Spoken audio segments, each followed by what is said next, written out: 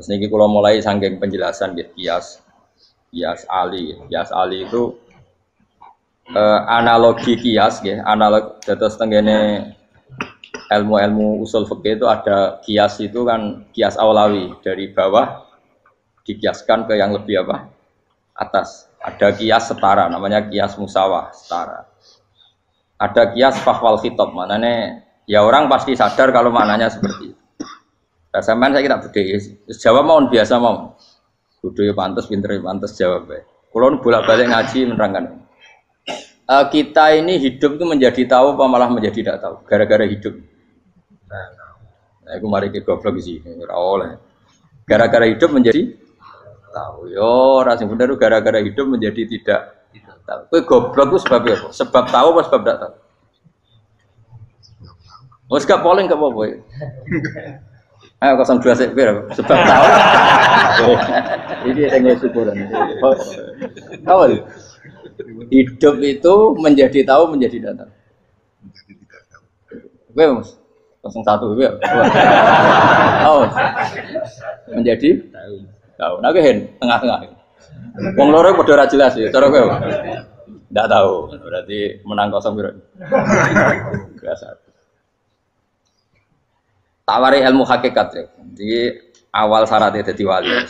Meskipun jadi wali ku yo angel tapi tak warai mukadimah ya napa. Jadi nak bar iki ya urung wali cek apa? Mukadimah. Ndak sekarang misalnya gini, saya mau minum teh. Jadi saya melihat teh. Saya minum teh. Karena saya fokus minum teh terus anak saya main di sekeliling saya, anak saya kecil misalnya. Terus jatuh. Saya ini dianggap bodoh kan? Bodoh kan, gara-gara mau minum teh fokus saja, membiarkan anak jatuh. Yang andai kan saya tidak fokus minum teh, mungkin anak saya terkontrol. Terus ngerti ada cilik kan potensi apa. Begitu juga dunia. Gara-gara kita delok babunan ayu-ayu, delok gemerlapi dunia politik, delok hal-hal yang enggak penting, akhirnya melupakan hal yang penting. Sekarang misalnya Allah itu Ar-Razzaq, pemberi rizki, Allah itu Al-Mudabbir sing ngatur dunia. Gara-gara Fauzi terus meyakini satu makhluk apa yang nyelametno Indonesia. Ini kan dari iman kepada Allah menjadi iman kepada itu tidak boleh sih. Iman ya mbek pangeran. Jadi dunia itu biasa wae. Oh, nomor manusia kok iso nentokno. Cuma ya tetap berorganisasi secara duniawi, tapi tetap sih menentukan. Iki rungono tenan awas. Nah karena kita hidup maka menjadi tidak tahu. Kita tahu itu menjadi tidak tahu. Surgono engkau nanti tak terangkan sekian dalil dari Quran dan hadis. Gara-gara saya fokus minum teh, terlena mau ngopi, wah sena isu-isu ngopi. Gara-gara terlena itu anak saya jatuh, menjadi tidak tahu. Begitu juga dunia. Makanya Allah sering memberi nasihat, fala taghurrannakumul hayatud. Kamu jangan tertipu oleh kehidupan dunia. Ibaratnya Allah ning pinggirem, dat paling penting, paling pokok. Tapi kamu abaikan. Kamu bilang jabatan penting, teman penting, mitra pejabat penting, komunitas penting. Kamu sampai lupa bilang nak Allah itu lebih penting. Nah, ini sudah mulai kena hijab. Nah, orang yang kena hijab ini nanti tidak bisa masuk surga karena Allah duka dengan duka marah besar. Allah ngendikan kalla innahum ar-rabbihim yauma idzil lamahjubun. Orang-orang ini nanti ketika di akhirat terhijab dari saya. Karena zaman ning donya ora tau roh aku. Kenapa kok terhijab? Justru karena ada yang diketahui. Justru ada yang diketahui. Contoh paling mudah itu copet atau lonte atau koruptor atau apa saja. Misalnya nyuwun sewu orang jadi copet itu kan umur 17 atau misalnya jadi pekerja seks nakal itu kan umur 17 atau 18. Hanya karena pernah mendapat rezeki dari judi misalnya atau dari transaksi yang haram. Terus dia bilang gini, aku nak jadi copet mangan kopo. Aku nak judi mangan kopo. Aku nak gak jadi wong nakal mangan kopo. Padahal dia 17 tahun nyatanya bisa makan, birizkillah apa? Tapi pernah merasakan 1-2 bulan dari rezeki haram, dia menvonis seakan-akan tidak bisa makan kecuali dari rezeki haram.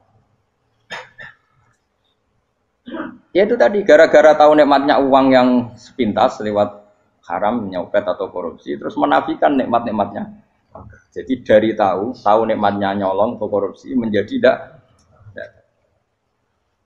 Makanya kalau dalam ilmu tasawuf itu gini Fuad Walian, manusia sekarang itu tidur, kalau mati baru bangun. Jadi cara ilmu tasawuf itu anna sunyamun wa idza matu intahu. Mungkin ada yang hafal tapi ra paham. Jadi rata terang. Anna sunyamun wa idza matu intahu. Manusa kabeh sak donya iku turu. Nek mati lagi tangi.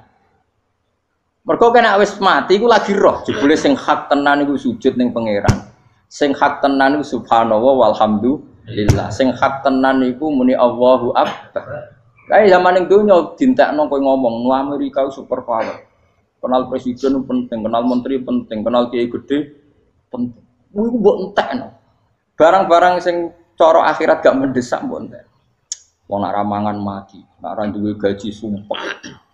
Pensiun sumpek. Hal-hal nanti setelah di akhirat kamu hanya tahu satu kalimatul haq, yaitu kenangan terbaik kamu di dunia itu sujud.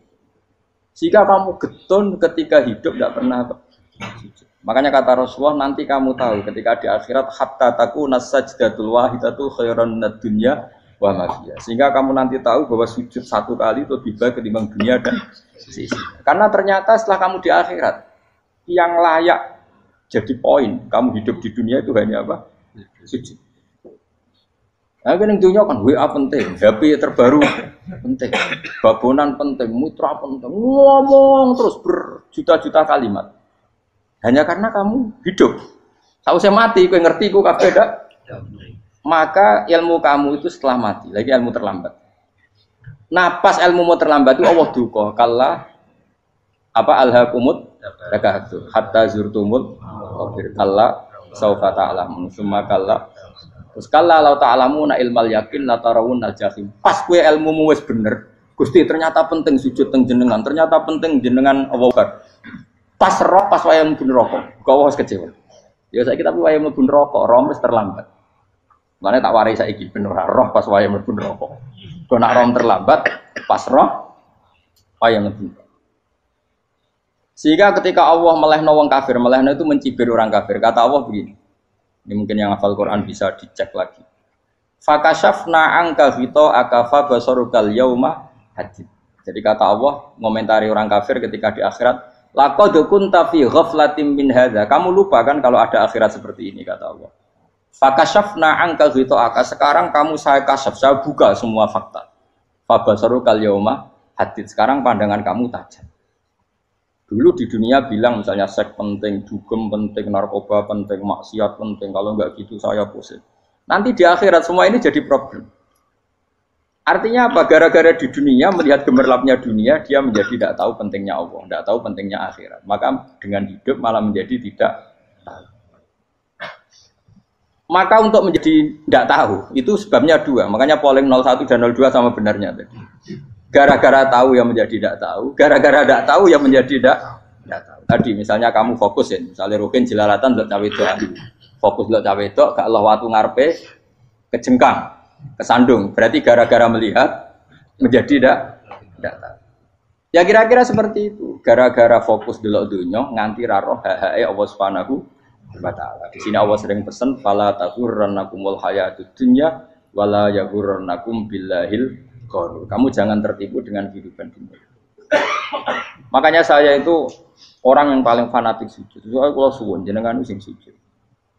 Wes sujud salat 5 waktu lah nikmati. Karena sekali kamu terbiasa mensifati dunia ini penting, nanti kamu akan lupa mensifati akhirat itu penting. Dan itu awal kamu tergelincir dari ansawa isabil, dari jalan yang benar.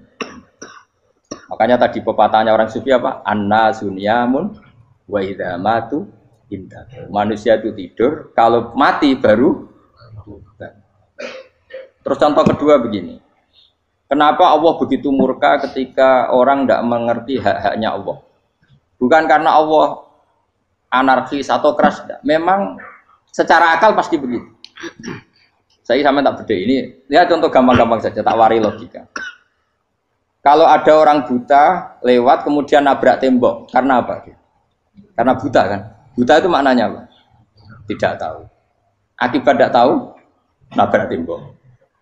Ya kan? Karena tidak tahu. Karena tidak tahu, nabrak tembok. Karena tidak tahu, terjatuh di sungai. Karena tidak tahu, terjatuh di jurang. Sekarang juga sama. Orang karena tidak tahu pentingnya agama, tidak tahu pentingnya Allah, kemudian dia fokus ke duniawi.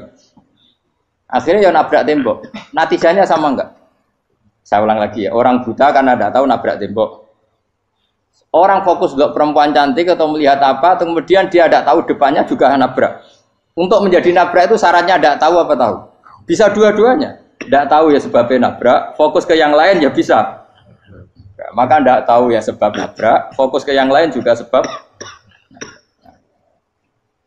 Nah mata kita, hati kita ini sudah dipenuhi hal-hal yang tidak penting. Sehingga kita lupa dari hal yang penting. Kayak tadi kita mau minum kopi saja, fokus sampai meninggalkan anak main sampai jatuh.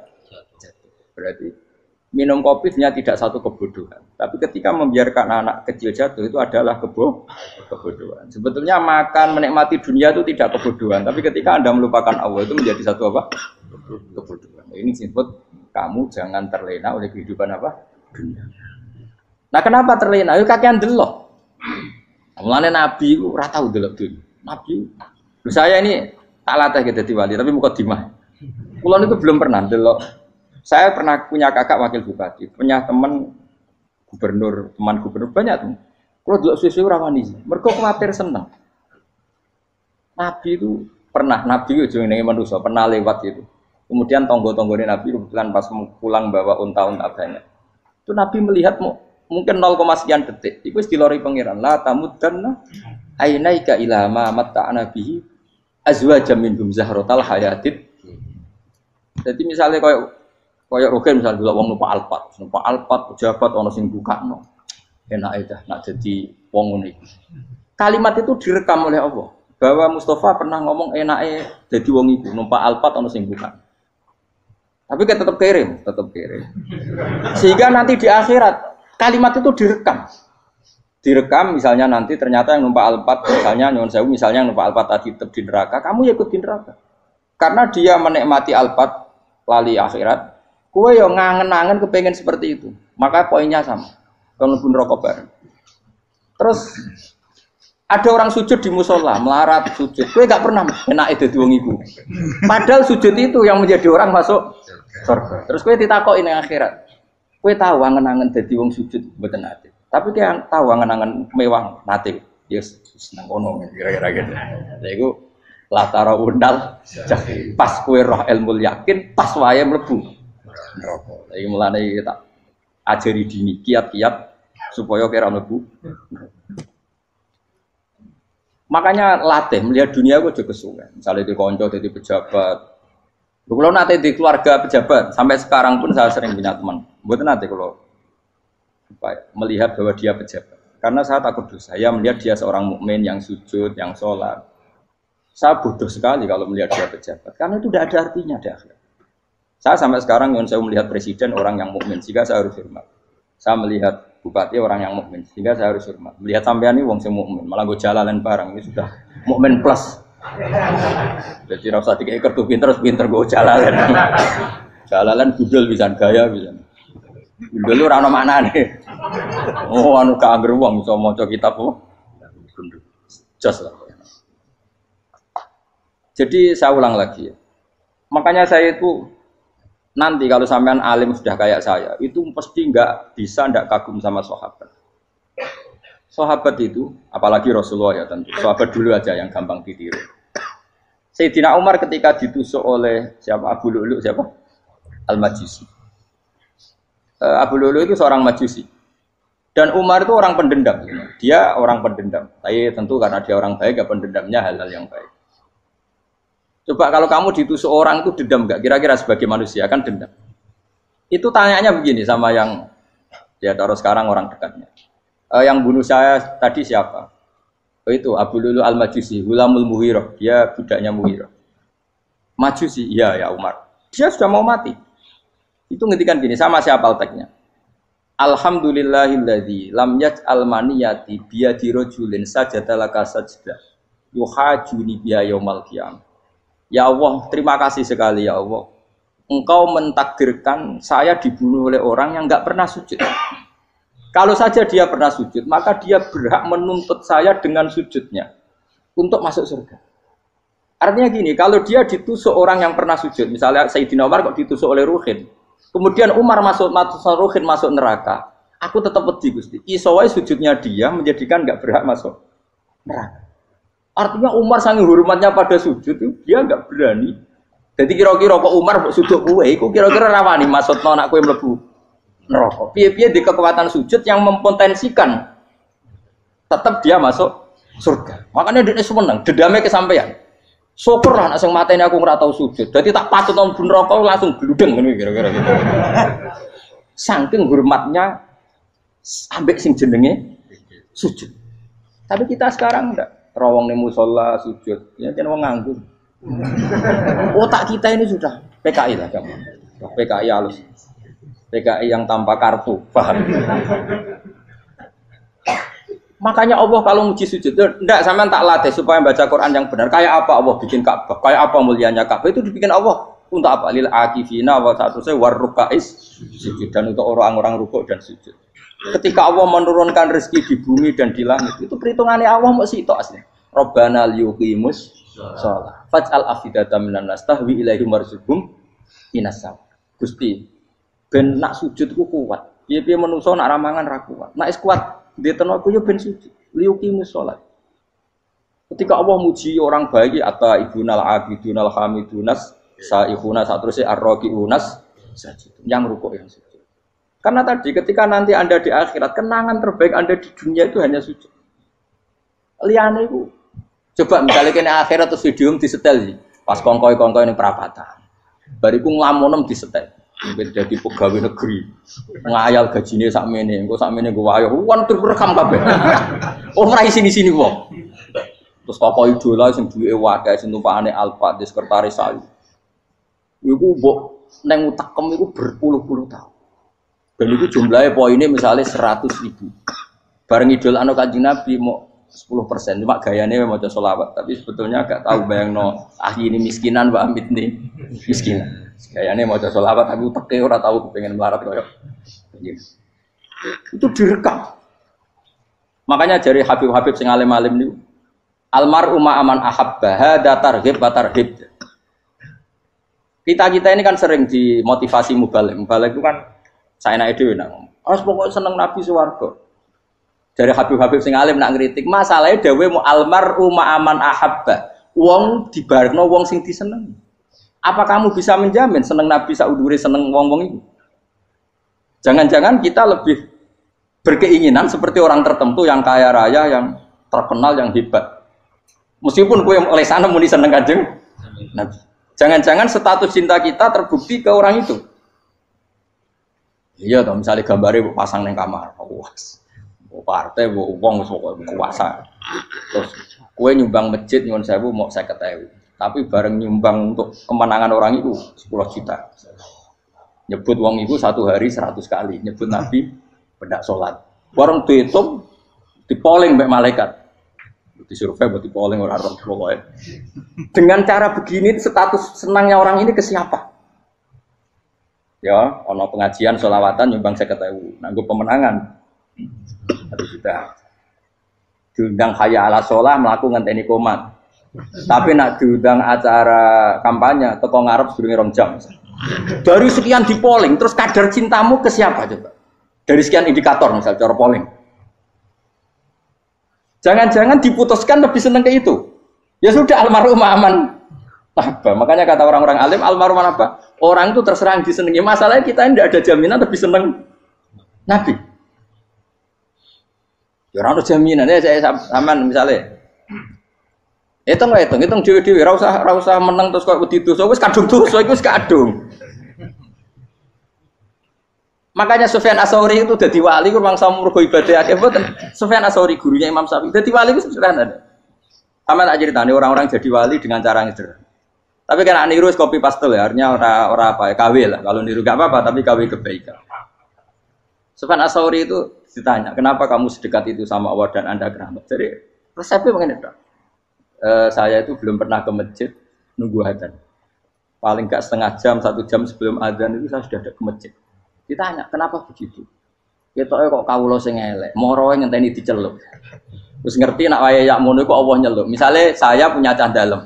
Atau saya punya karyawan, tiap jam 8 itu buka toko. Nah, bayangno itu sih. Saya punya karyawan, tiap jam 8 tugasnya buka. Selalu buka tokonya ngenteni tak panggil. Hen, toko buka, siap. Tapi besok yang ngono lagi, Hen jam 8 buka, siap. Tiap hari gitu, kira-kira ngedarani karyawan iku goblok apa sopan. Kira-kira enggak jawab deh.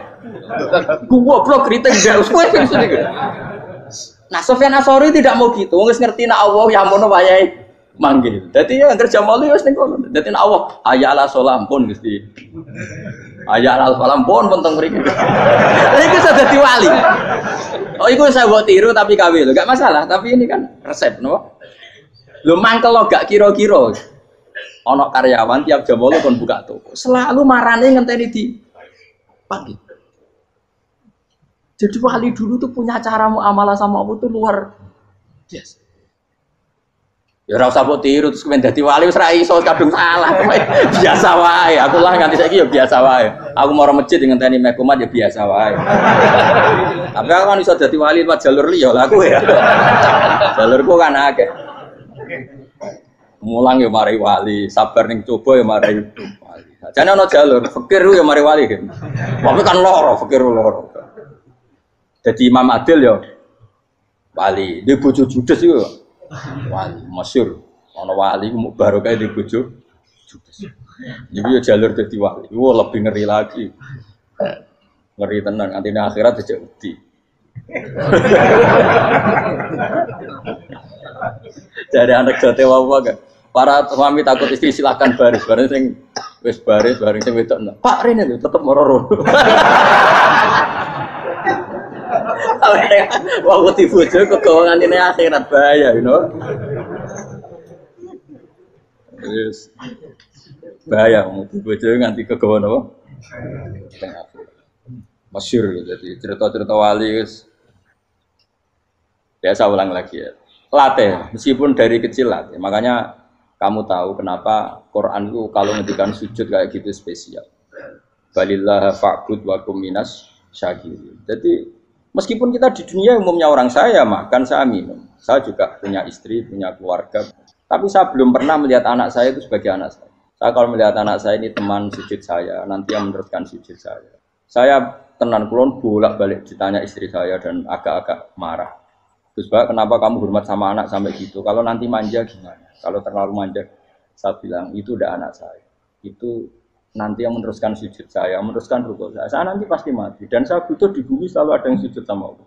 Dan itu yang paling dalam otoritas saya itu anak saya. Orang lain itu enggak dalam otoritas saya. Jika kita melihat anak itu ini penerus sujud saya, penerus rukuk saya. Kita enggak sudah duniawi sekali. Rumah tanah, anak tua ben di rumah. Kapitalistik. PKI lah pikirannya yang ngono Cina ya ngono. Wong fasek-fasek ning dalan ngono. Kowe nggawa jalalan ngalor itu PKI ngono. Jadi dulu itu kalau para nabi donga fahab li milladunka waliya yarithuni wa yarithu min ahli Yakub, seorang turunan yang meneruskan tradisi sujud, tradisi. Sehingga ulama-ulama dulu kalau dongakno anake ya min ahli sujud wa min ahli Quran wa min ahli sunnah napa. Enggak apa-apa kowe seneng donya gak apa-apa. Ora usah tak warai wis seneng dhisik. Paham? Dadi ora usah cara Gus Bak ra apa-apa. Ora usah tak arani ra apa-apa wis mbok lakoni. Makanya kula suwun sangat. Sujud itu luar biasa. Nanti kamu di akhirat, kenangan terbaik Anda di dunia adalah pernah apa? Bayangkan kalau itu jadi orientasi Anda. Anda berpolitik, melok partai Gerindra, Golkar, PDI, supaya jadi penyuara sujud tidak dilarang di Indonesia. Karena umat Islam mayoritas. Saking mayoritasnya sampai pejabat rasolat rawani. Pejabat rasolat bakal dipilih. Itu berarti kamu berpolitik niat bikin satu pressure supaya standar orang benar adalah sing nopo?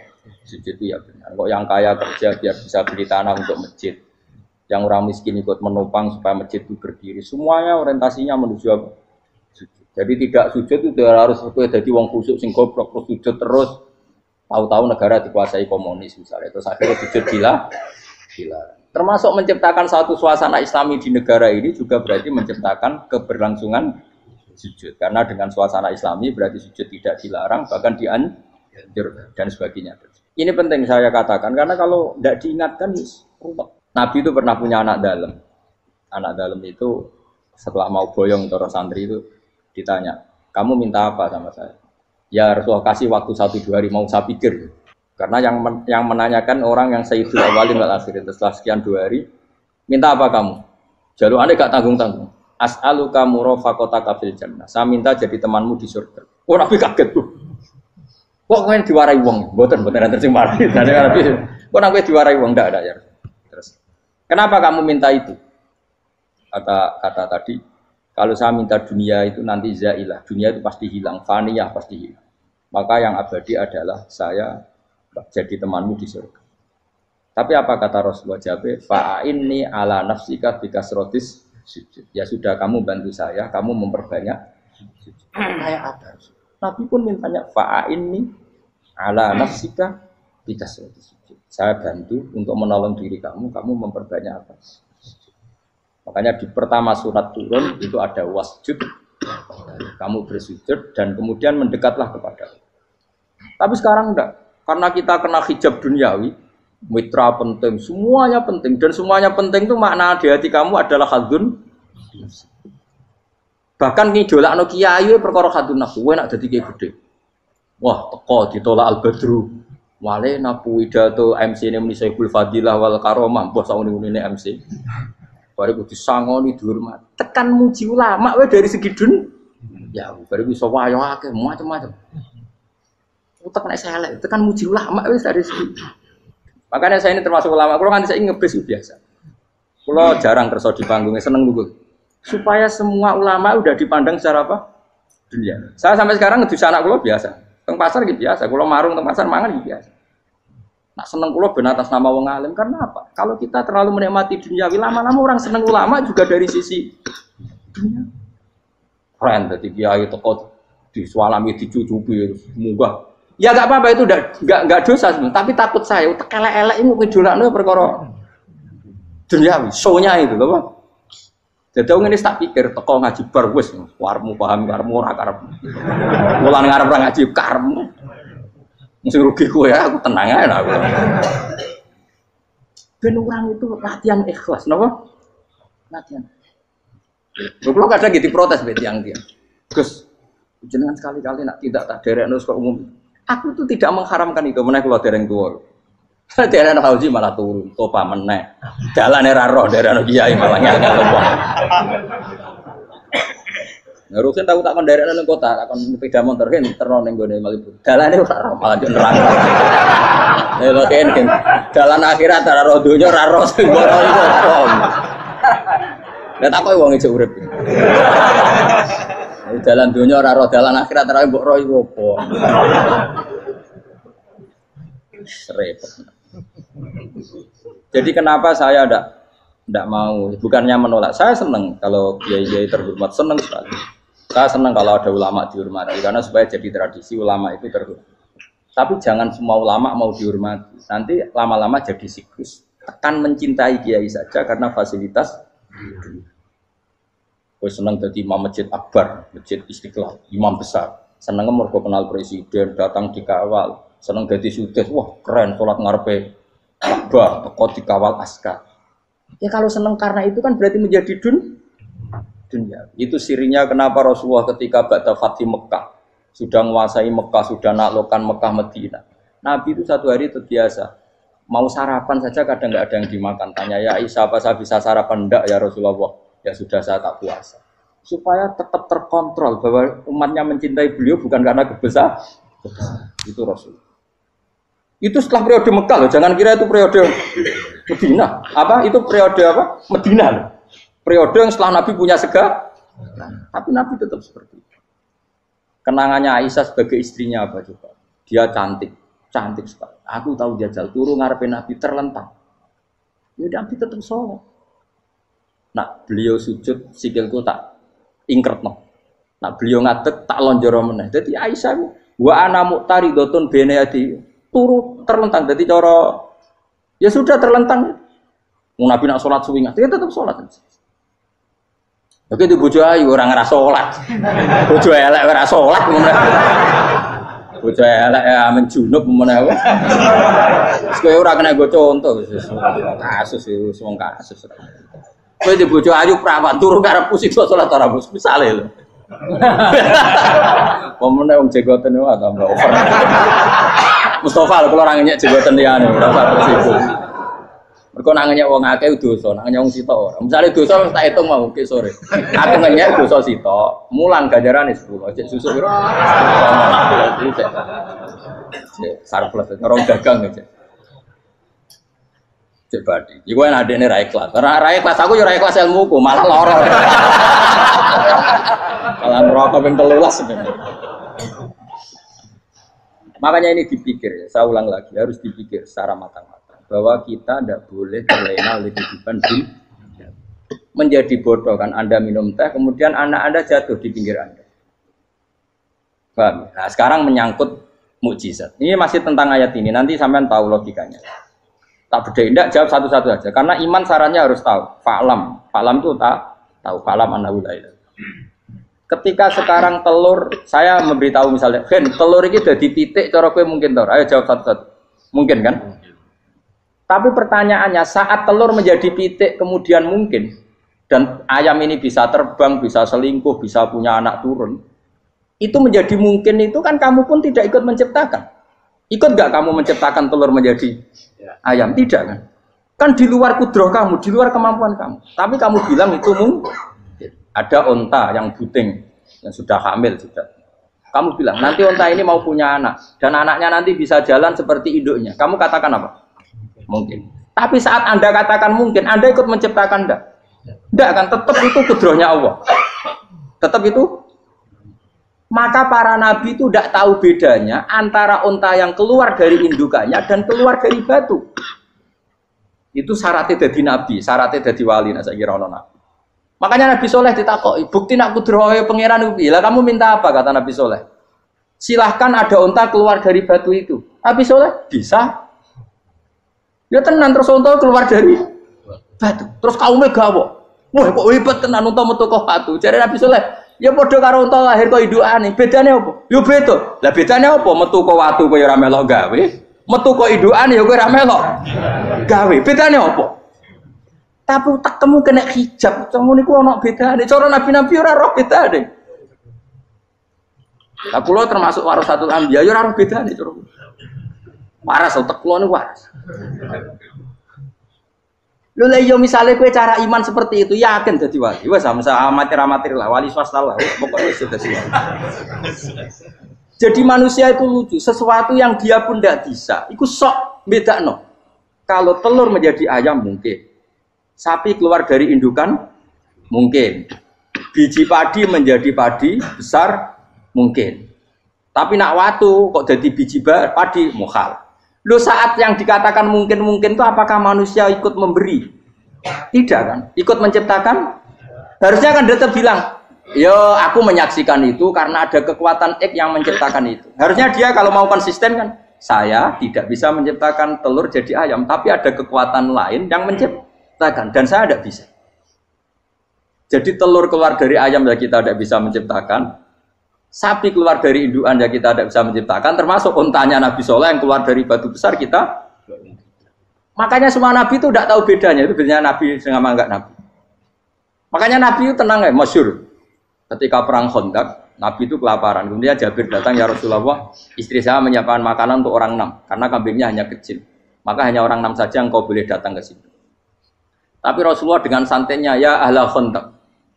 Padahal yang ngeduk Khandaq itu sekitar 3.000, ya ahlal Khandaq. Halumu ilayya ayo ke Jabir, karena Jabir sona atau aman, bikin makanan untuk kalian. Itu 3.000 orang. Wah Jabir dimaki-maki sama, sudah bilang untuk orang 6 Nabi, ya apa-apaan orang banyak, itu mesti tidak cukup, kita mana. Nabi santai, bilang ke istri kamu Jabir jangan buka makanan itu kecuali saya. Ya, makanya Nabi matur untuk mengira. Gusti ini cukupkan untuk orang banyak. Sama Allah di ACC ya terus cukup. Karena bagi Nabi, Nabi tahu betul. Sekarang ketika beras menjadi beras, apa dalam kudroh kamu? Dalam kemampuan kamu? Enggak kan? Ketika sistem tubuh kita makan kemudian jadi kenyang, apa dalam kemampuan kamu? Kue muni mangan maknane sego bolebokno mulut, terus kue darani punya kemampuan makan. Apa setelah itu kamu mengendalikan sistem saraf kita, sistem urat kita? Enggak kan? Jadi Nabi ora roh bedane, justru itu jadi Nabi. Karena dia enggak pernah terjebak, Nabi enggak pernah terjebak oleh yang pilih. Makanya cara pangeran wa ma min dabatin fil ardi wala ta'iri yatiru bi janahihi illa umamun amsalukum. Ketika orang kafir minta bukti kudrohe Allah iku apa? Kanjeng Nabi didono manuk. Lah manuk terbang bukti kudrohe Allah. Ya biasa mat manuk terbang, wis suwe nak manuk terbang. Bukti kudrohe ning ndi? Iku tekek wis emper. Lha bukti kudrohe ya kowe ra iso gawe kan? Tapi maksudnya wong kafir bukti kudrohe pangeran ku gawe unta kok watu. Lah bedane apa? Mau hale unta kok watu ambek kok indukane, bedane apa jajan? Wong ibuke unta ya ngrasa gawe. Apa ibuke unta bisa menciptakan anakan unta? Kan tidak bisa juga. Manusia juga ada. Jadi itu wis cukup dadi kudrohe. Tapi manusia angger barang sering terjadi darani mungkin. Maknane mungkin dekne sing nentukan mungkin atau tidak. Padahal zaman mungkin pun dia ada ikut menciptakan. Ini lagi. Makanya itu kenapa Allah akhirnya bikin mukjizat supaya orang itu ingat kedahsyatan kudrohe Allah. Sebetulnya mukjizat itu tidak penting. Maksudnya tidak penting tadi untuk iman.